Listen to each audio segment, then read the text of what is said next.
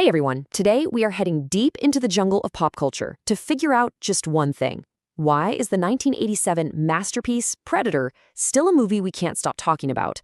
So yeah, let's get to the chopper and figure it out. You see this comment everywhere, right? It's that feeling, that nostalgia for a type of movie that feels so pure, you know? It's muscular, it's straight to the point, and it's just so much fun. And Predator might just be the king of that entire genre. But why? And that right there is the big mystery, isn't it? On paper, this movie is so simple. The original pitch was literally just Alien in the Jungle. And yet today, people call it a masterpiece, a titan of sci-fi. So how in the world did a simple B-movie idea become an absolute legend? Okay, let's break it down. So, our story starts with a bit of a paradox because this movie's journey to becoming a classic, it was not a straight line at all. It was this slow, kind of unlikely burn that nobody really saw coming. It was made for just 15 million bucks.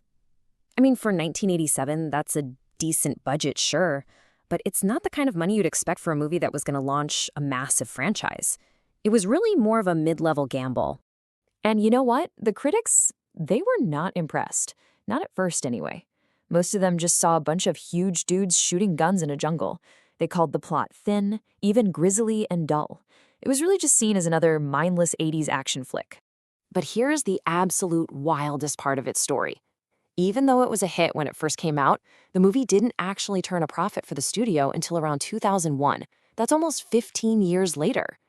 Its real success was built slowly, through the VHS boom and countless late-night showings on TV. Its legend didn't start in theaters. It grew in our living rooms. So that brings us right back to our main question. If it wasn't a huge critical darling and it wasn't an immediate money-making machine, what were the secret ingredients? What made Predator so timeless? All right, let's go hunt for some answers. Ingredient number 1, the heroes. Or maybe it's more accurate to call them the prey. See, you can't have the perfect hunter without the perfect game, and Predator gave us one of the most unforgettable commando teams in movie history. I mean, this fan quote it nails it, doesn't it? The cast was a pure celebration of everything 80s action. You're talking Arnold Schwarzenegger, Carl Weathers, Jesse the Body Ventura, all on one screen. The amount of muscle in this movie was a special effect all on its own. But they weren't just a pile of biceps, right? Each one of these guys, even if they were a stereotype, had a clear role and personality. You had Dutch, the leader, Mac, the intense sergeant, Blaine, the tobacco-chewing gunner, and Billy, the spiritual tracker. You knew exactly who they were in the first few minutes, which made it hurt so much more when they started getting taken out, one by one.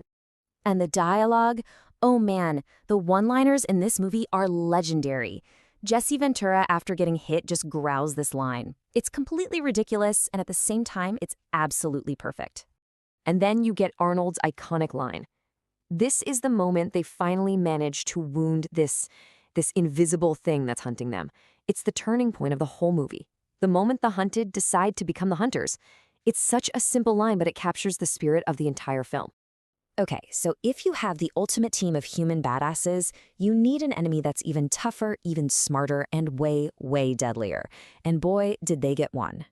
See, here's what makes the Predator so brilliant. It's not some mindless monster trying to take over the world. It's on a safari. It came to Earth to hunt the most dangerous game it could find, heavily armed commandos, just for the sport of it. And that motivation is what makes it so terrifying. But this incredible design, it almost didn't happen. The original monster suit was goofy. It looked terrible. A super young Jean-Claude Van Damme was actually inside it, and he hated it so much, he quit. They had to stop production. Then, in a stroke of genius, they brought in the legend Stan Winston, who completely redesigned the creature into the icon we know and love today. And it wasn't just the look, it was the Predator's abilities that were so creepy. This one, mimicry, is just pure psychological horror. It records its victims' voices and plays them back to taunt and trap the survivors.